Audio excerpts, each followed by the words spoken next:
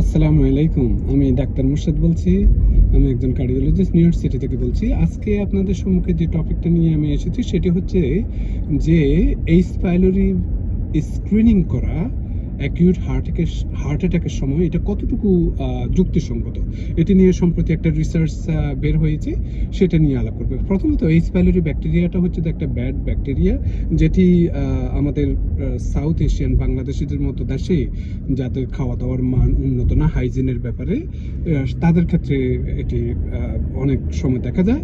এবং যদি গ্যাস্ট্রাইটিসে ভুগে থাকেন, রিসেন্টলি যদি বাংলাদেশ বা এই ধরনের কোনো অনুন্নত দেশে যদি গিয়ে থাকেন, তাহলে তখন আমরা এইচ পাইলোরি স্ক্রিনিংটা করি, যাতে গ্যাস্ট্রাইটিসটা আপনার এই এইচ পাইলোরি ব্যাকটেরিয়ার জন্য হচ্ছে কি না এটা দেখার জন্য। এবং যদি হয়ে থাকে তখন আমরা ট্রিপল থেরাপি দিয়ে থাকি, বিভিন্ন দুইটা অ্যান্টিবায়োটিক এবং প্রোটন পাম্প ইনহিবিটর দিয়ে।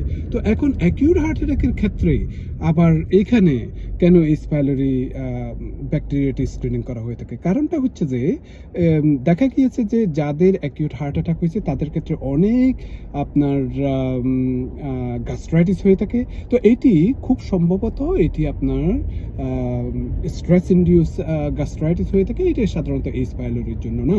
তারপরেও অনেক টার্সিয়ারি কেয়ার সেন্টারে বা অনেক সেন্টারে আপনার এইচ পাইলোরি স্ক্রিনিংটা করা হয়ে থাকে যাদের অ্যাকিউট হার্ট অ্যাটাক হয়েছে, বা কিংবা স্ট্যান্ড বা ক্যাথ ল্যাবে নেওয়া হয়েছে, কিংবা স্ট্যান্ড করানো হবে এই ধরনের জন্য।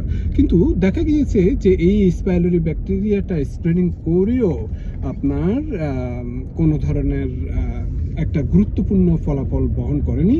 কারণ এটি অ্যাকচুয়ালি এইচ পাইলোরি ব্যাকটেরিয়ার জন্য না, এটি অন্য একটি কারণের জন্য হয়েছে, যেটি আমি কিছুক্ষণ আগে বললাম, স্ট্রেস ইনডিউস হার্ট অ্যাটাকের জন্য হয়েছে, স্ট্রেস ইনডিউস গ্যাস্ট্রাইটিসের জন্য হয়েছে। তো এই জন্য এইচ পাইলোরি ব্যাকটেরিয়াটা এটা আপনার করা উচিত না আর কি। তো এটি সম্প্রতি একটা রিসার্চে দেখা গিয়েছে, এবং এই জন্য বলেছেন যে এইচ পাইলোরি স্ক্রিনিংটা এখন যাদের অ্যাকিউট হার্ট অ্যাটাক হয়েছে তাদের ক্ষেত্রে না করাই বেটার। Thank you.